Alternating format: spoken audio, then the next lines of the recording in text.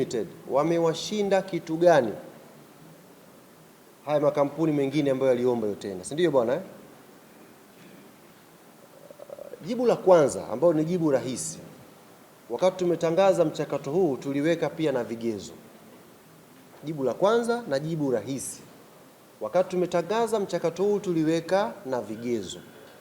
Kwa hiyo kwa uelewa wa kawaida, aliyeshinda ni yule ambaye amekidhi vigezo ambavyo klabu ya Young Africans iliviweka. Lakini kwa kukupa faida na faida pia kwa waandishi wengine ambao waitamani kuuliza na watazamaji ambao wanatazama, kwa mfano, yako makampuni ambayo yenyewe yaliomba, sio vyema kutaja majina kwa sababu mchakato ulikuwa ni mchakato wa ndani. Mchakato ulikuwa mchakato wa ndani na email ilitumwa, iliwekwa wazi makampuni kuomba. Kwa hiyo sio vyema kutaja majina watu wote waliotuma na mchakato ulivyokuwa. Ila ofisi ya afisa mtendaji mkuu wetu ipo wazi. Kwa anayetaka kuona huo mchakato anakaribishwa hapa kwa CEO wetu. Lakini kwa kujaza uelewa kidogo, yako makampuni ambayo yaliomba na yenyewe specific yalikuja na maombi kwamba sisi tunaomba nafasi ya kutafuta mtu wa kuleta hela. Yaani sio kama mnaelewa. Yaani kuna kampuni iliomba yenyewe specific tuipe dhamana ya kutafuta kampuni itakayokuja kujenga. Kwa lugha rahisi ya watoto wa mjini wanatumia neno kama winga hivi.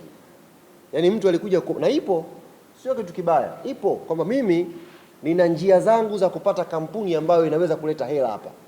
Kwa hiyo nyie Yanga nipeni mimi hayo mamlaka ya kusimamia huu mchakato. Mimi ndio nitajua nani analeta hela na nini kinaendelea kwenye huu mchakato. Wako watu namna hiyo walikuja.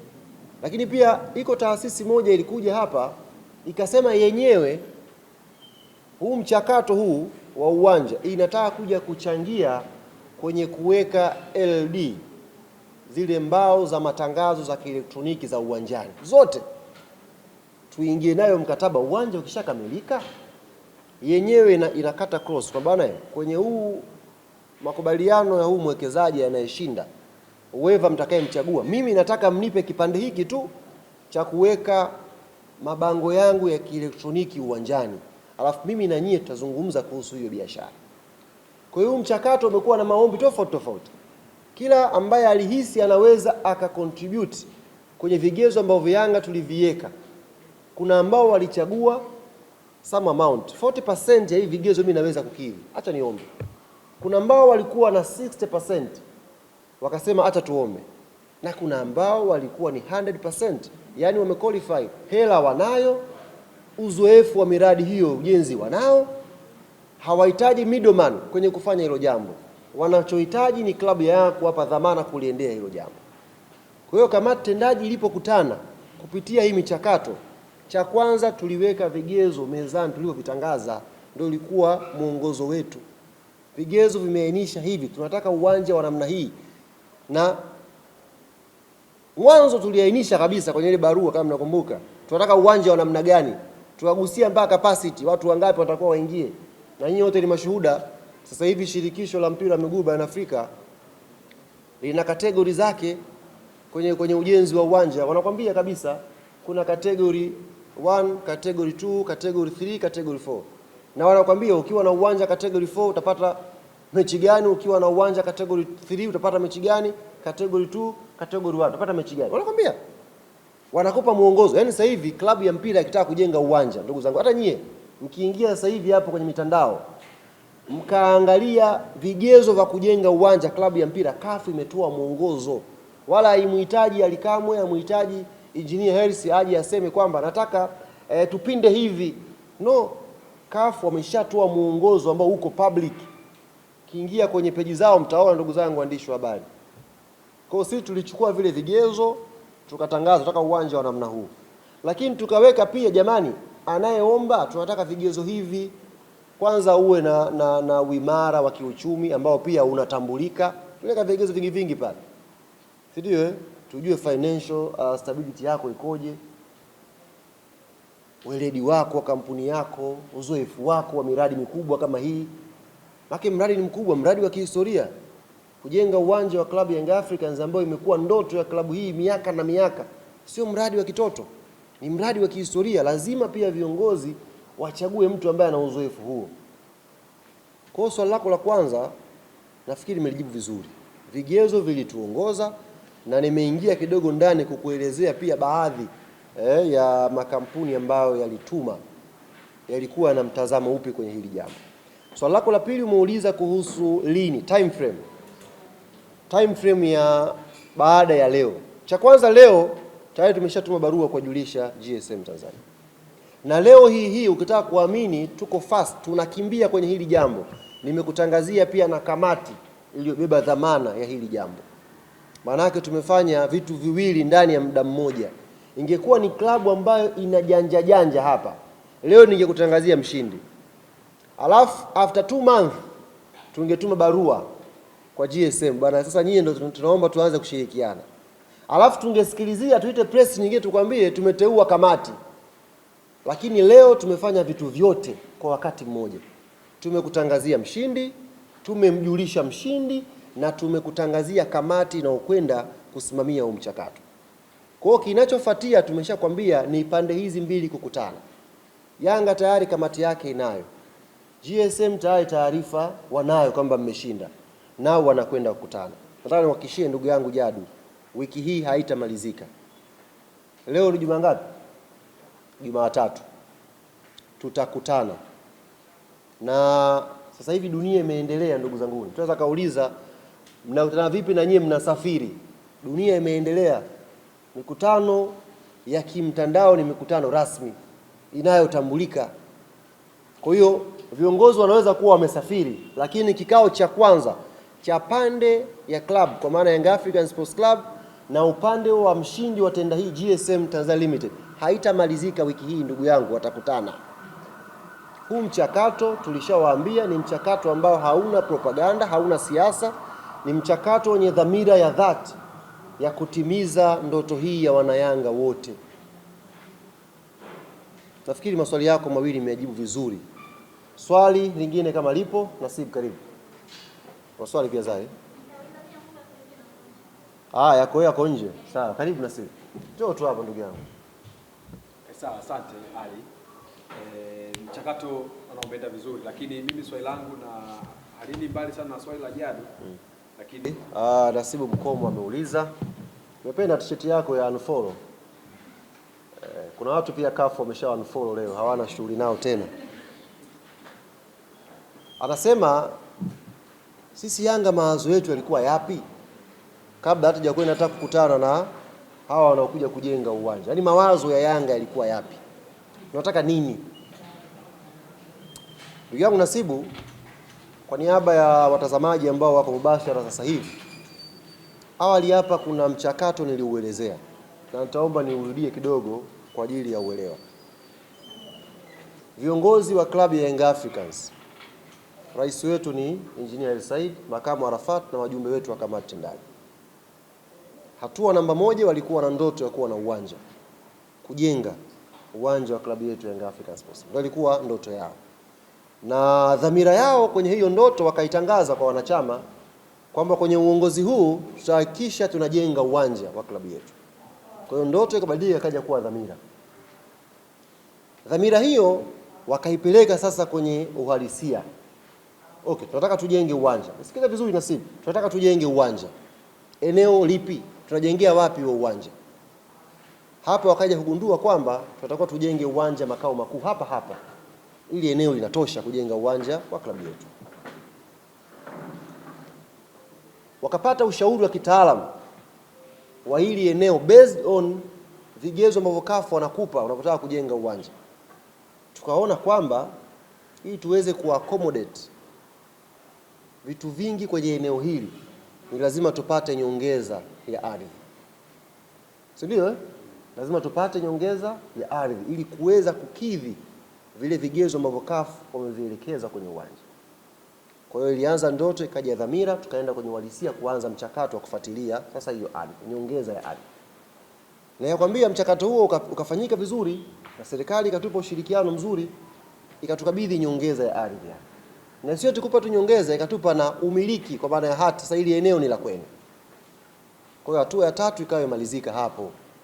Tulikuwa na ndoto, tukawa na dhamira, sasa hivi tumeenda kwenye uhalisia na hati tunayo, eneo tuko nalo.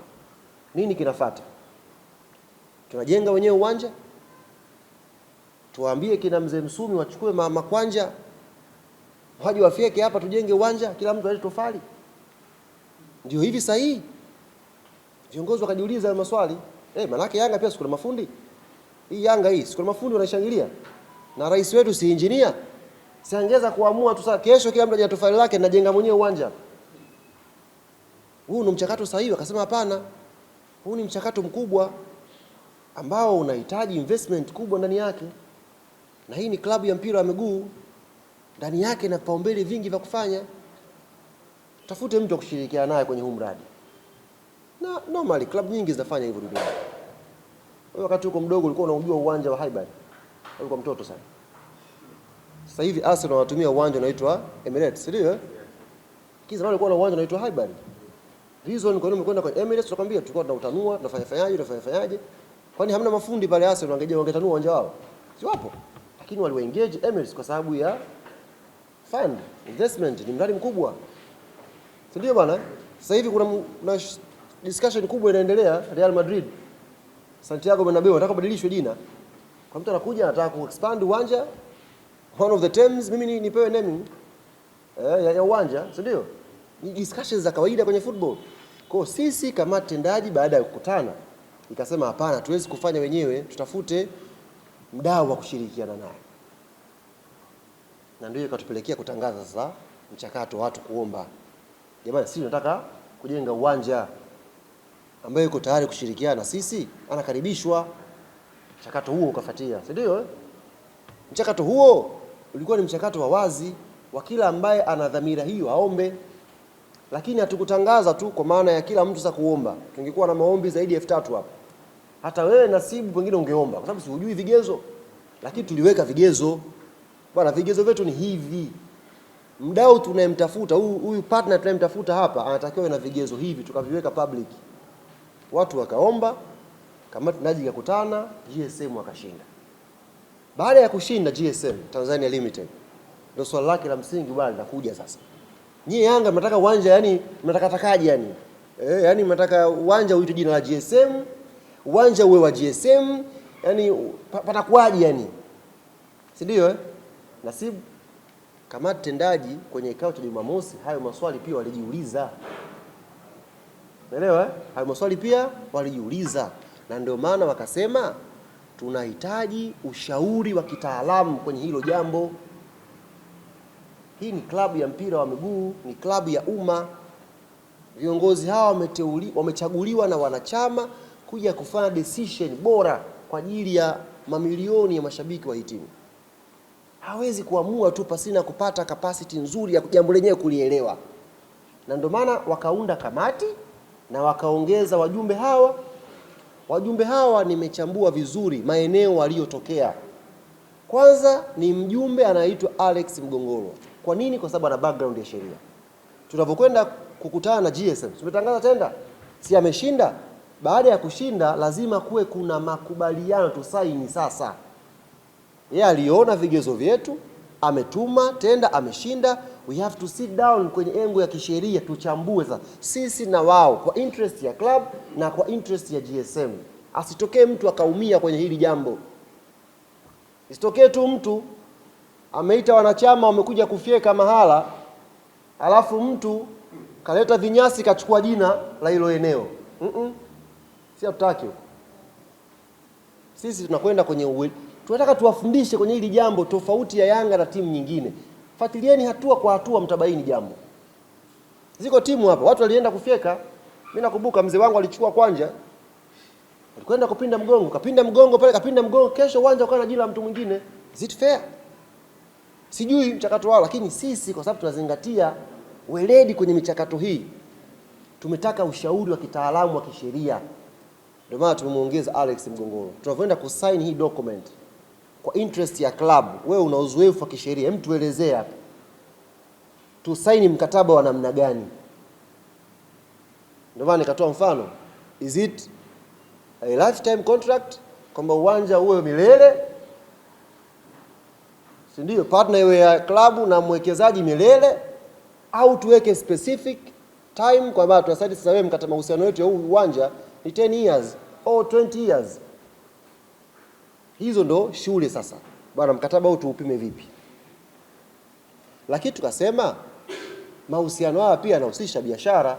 Huu ni uwanja, it's business, pure business. Watakuja watu, wataingia hapa, patakopa na kumbi mbalimbali hapa.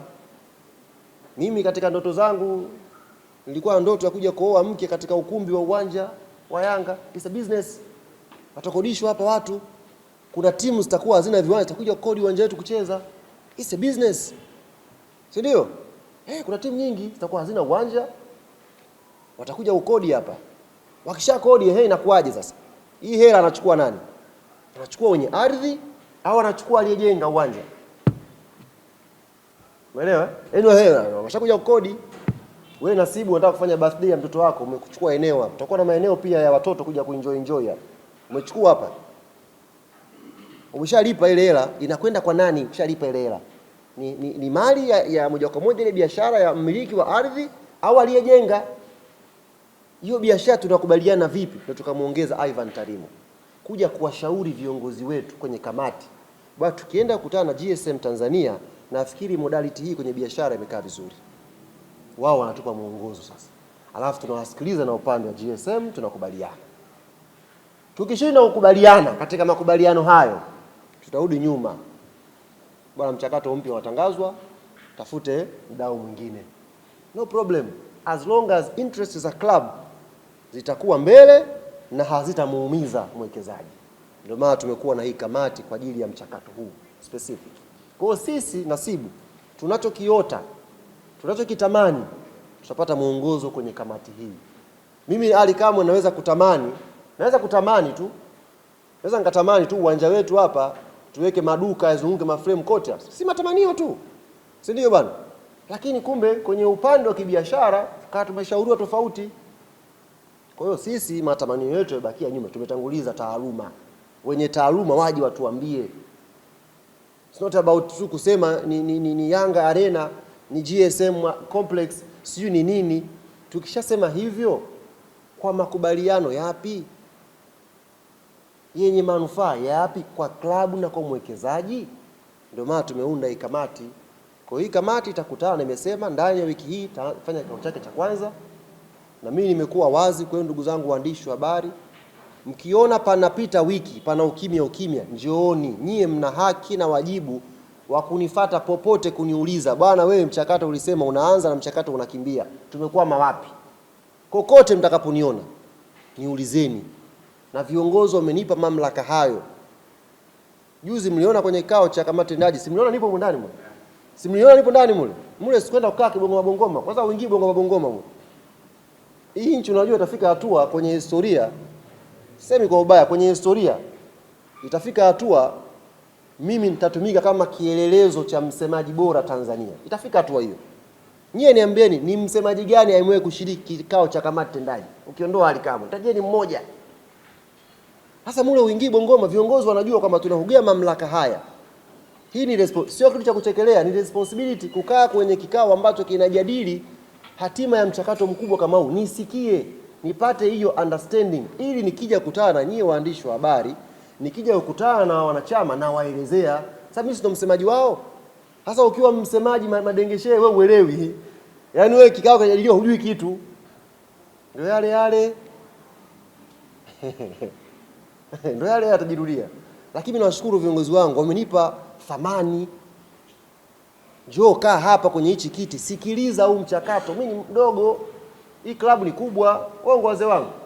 Lakini nashiriki kwenye mchakato wa kihistoria. Kwa nini? Sio kwa sababu ya kuchangia. Sina hata maoni mimi. Mimi siwezi kuwa na maoni pale ya kuizidi kamati tendaji iliyochaguliwa na wanachama wa hii klabu. Lakini niko pale kwa ajili ya kuwa sauti ya viongozi na wanachama na Watanzania. Nipate uelewa. Hili swali unauliza wewe, ningekuwa sijakaa kwenye kile kikao, sasa ningekwambia mkutano umeisha, njoo kwa CEO baadaye. Lakini viongozi wamenipa thamani, Nimekaa pale, nimeingia kwenye historia ndugu zangu. Zai, nimeingia kwenye historia. Nimwatengenezea standard wasemaji wengine. Sasa hivi mkiona picha za vikao wasemaji wameingia, ujue ni Yanga wa kwanza. Standard imesetiwa na Engineer Hersi Said na kamati yake tendaji. Huwezi kuwa msemaji kikao kinajadiliwa wewe hujui chochote. Na juzi ni wadokeze viongozi pia wamepitisha hili jambo. Tumekwenda kwenye stage za kidunia sasa hivi. Stage za kidunia. Kila kikao cha kamati tendaji kitakapoisha, yani kinaisha saa 6 kamili, 6:05 tunafanya press conference. Hiyo ni standard ya dunia hiyo. Huwezi kuwa unafanya kikao wanachama wanajua kamati tendaji inakutana alafu wanachukua muda mrefu kupata taarifa. Hii taasisi ya umma, ila detail inabidi ijulikane. Kwa hiyo juzi Exco imepitisha, yani kila ukiona Yanga imefanya kikao ujue 5 minutes baada ya hicho kikao tutakuwa na mkutano na waandishi wa habari kuja kuwajuza nini kimejadiliwa huko ndani. Sasa haya mawazo ni ya viongozi. Walisema hatuwezi kuwa na msemaji ambaye hana taarifa. Tunamtuma akaongee na wanachama kuhusu mchakato wa uwanja na hajui chochote. Na leo nyie mtakuwa mashahidi, nimejibu mambo hapa kama engineer hapa. Si ndio? Kwa sababu nimeshiriki mchakato, nimeuona, nimesikiliza, nilikuwa na notes pale. Naelewa kumbe Ivan Tarimo anaongezwa kwa sababu hii. Naelewa kumbe Mgongoro anaongezwa kwa sababu hii. Kwa hiyo nitumie pia fursa hii kuomba vilabu vingine, jamani wasemaji pia sisi ni viongozi, tushirikisheni kwenye maamuzi. Hii tunavyokwenda kuongea mtupunguzie a few moments later. Zinatudhalilisha wasemaji. Hizi a few moments later zinatudhalilisha, sababu msemaji unakwenda kusema jambo hulijui. Lakini namshukuru Mwenyezi Mungu, viongozi wangu wamenipa thamani. Nimekaa kwenye kikao kikubwa kama kile na nimepata nondo za kutosha na nimeweza kuwaelezea kwa uzuri. Swali la mwisho kama lipo tafadhali. Linalohusu uwanja. Wewe lako umesema alihusu uwanja. Linalohusu ujenzi wa uwanja. Halipo karibu. Kwanza haya ni mafanikio makubwa kufanya press kubwa kama hii na maswali hamna. Maana yake mmeelewa. Hebu wapigeni makofi basi viongozi wa Yanga. Hiyo mtaki jamani.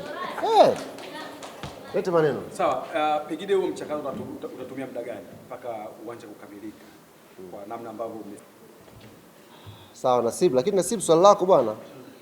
Mambo ya uchaguzi kikatiba yapo. Young Africans imeweka katiba yake na mambo ya uchaguzi yako pale. Atakayegombea tena mimi simjui. Kwa sababu ni haki ya kila mwanachama kugombea, ambaye yuko kwenye madaraka sasa hivi na ambaye yuko nje ya uongozi. Ana haki ya kugombea as long as wewe ni mwanachama na umekidhi kama vile katiba inatueleza. Lakini mradi huu sio mradi kwa ajili ya sifa. Ni mradi kwa ajili ya klabu ya Yanga. Sio mradi kwa sababu tu siku moja Alex Ngaya aseme nilijenga ule. Siku moja engineer aseme nilijenga ule. Ni mradi kwa ajili ya interest ya klabu yetu. Viongozi hawa walikuwa na dhamira ya dhati ya uwanja huu, ya klabu hii iwe na uwanja wake wa nyumbani. Kwa hiyo huo mchakato ufanyike, ukamilike, aidha uongozi uko madarakani au ukamilike uongozi ukiwa hauko madarakani. Ni alhamdulillah, kwa sababu interest ni ya club. Sio mchakato ukamilike ili sifa ziende kwa mtu fulani. Ni mchakato ukamilike ili sifa irudi kwa klabu ya Yanga kwamba imekamilisha uwanja wake. Ndio maana viongozi wanapita kwenye kila hatua kuwashirikisha wanachama. Hatua ni hizi. Ikifika wakati wa uchaguzi, wanachama wakachagua viongozi wengine, mradi huu unabidi uendelee. Sababu sio mradi wa mtu, ni mradi wa klabu. Na ndio maana hapa kamati iliyoundwa ya negotiation, mwenyekiti wake ni rais wa klabu. Yaani imeundwa kamati ambayo mwenyekiti ni rais wa klabu. Kwa hiyo wakitoka hawa madarakani, ikitokea wakatoka madarakani, aidha kwa wao kutokugombea tena au kwa wanachama kuchagua kiongozi mwingine tena. Inaweza kutokea wanachama wakaja mwezi wa 6 wakachagua viongozi wengine. Lakini haimaanishi viongozi wao wakiondoka wanaondoka na mradi. Mradi unabakia. Kama ambavyo engineer alikuta Yanga. Sasa alikuta Yanga ina jengo hili. Sikaliboresha, sasa hivi jengo limekuwa zuri. Kwa hiyo akiondoka aondoke na mataa yake. Hapana. Yeye alikuta balbu, katuwekea vitu vya kisasa, akiondoka atakuja mtu mwingine atuwekea vitu vingine zaidi. Kwa sababu interest ni club. Yanga inatakiwa ipate, sio mtu. Kwa hiyo mchakato hatua kwa hatua tutakuwa tunawajuza, lakini dhamira ya viongozi ni mchakato huu ukamilike haraka iwezekanavyo. Kwa mfano mgusa jambo zuri Nasibu, nimesema kuna vitu vingi ambavyo nimepata nondo nyingi. Kwa mfano, tukishakubaliana hii negotiation team ya klabu ya Yanga yakubaliana na GSM Tanzania Limited, tukakubaliana vitu vyote kisheria na kibiashara, tukasaini huo mkataba, tukasaini hayo mahusiano, si ndio? Baada ya kusaini, klabu ya Yanga hatua itakayofuatia mbele sasa. Angalia huu mchakato ulivyokuwa Yanga wamejipanga viongozi wetu. Yaani mimi niko very proud na viongozi wangu, wallahi nitawaambia. Yaani najivunia viongozi sababu naona wana akili. Nipata bahati mimi kuja kufanya kazi Yanga nyakati ambazo viongozi wangu wana akili. Nakupa dokezo lingine hapa. Baada ya mchakato huu kukamilika, yani hii stage ya negotiation team kukubaliana na GSM Tanzania Limited. Baada tumekubaliana, tumesaini mkataba. Tunakwenda sasa kujenga uwanja. Kamati tendaji ya Yanga itaunda kamati nyingine itakayosimamia ubora wa mradi. Sio, umeelewa eh? Yaani baada ya kukubaliana, tunataka sasa uwanja wa namna hii, iko hivi na hivi na hivi na hivi. Hatuwezi kuwa tunakwenda kulala afu mradi unaendelea. Tutaunda kamati nyingine ya wataalamu kwa ajili ya kusimamia ubora wa mradi wenyewe. Tulisema viti ni hivi, wenye quality hii utavileta GSM. Tulisema tunataka TV ya uwanjani size ipi, utaileta. Tunataka parking ya magari fulani, yatapatikana, kwa sababu kuna specific committee itakayosimamia quality. Kwa hiyo it's not about kujenga lijengwe tu uwanja, hapana. Pia na ubora wa uwanja wenyewe. Siku mkisikia inshallah finali ya Champions League inapigwa hapa, mnakuja kwenye stadium bora. Kwa hiyo kuna kamati nyingine itaundwa. Yaani mradi ukianza tu kuna kamati itaundwa kwa ajili ya kusimamia ubora wa mradi. Yaani mtu maalum anakuja kukagua tofali zimekuja kweli na zenyewe. Pichi iliyokuja hapa ndio tulokubaliana. Yaani upande wa Yanga na upande wa GSM walichokubaliana ndicho kinachofanyika. Sitokee mjanja mtu hapa anakuja kutujengea uwanja hapa, baada ya muda fulani tunaenda kwenye marekebisho tena. Tunataka ubora wa mradi usimamiwe asilimia, ndio maana tutaunda kamati nyingine tena. Kwa hiyo ni mchakato wa hatua kwa hatua, ndugu yangu Nasibu Mkomwa, na kila hatua tutakuwa tunawashirikisha Watanzania, washirikisha wanachama wetu wapate kujua insha Allah kwa niliyoyasikia yaliyojadiliwa. Mchakato huu unakimbizwa. Kwa mfano sasa hivi ardhi tunayo, hati ipo, GSM hela anayo, sio shida zake. Ingekuwa mradi huu kapewa Alikamwe, mngeanza kuhoji huyu naye mpaka Ali ashibe ndio tujengee uwanja. Hii GSM sio shida zake hizo, hela anayo. Kwa hiyo hati eneo lipo,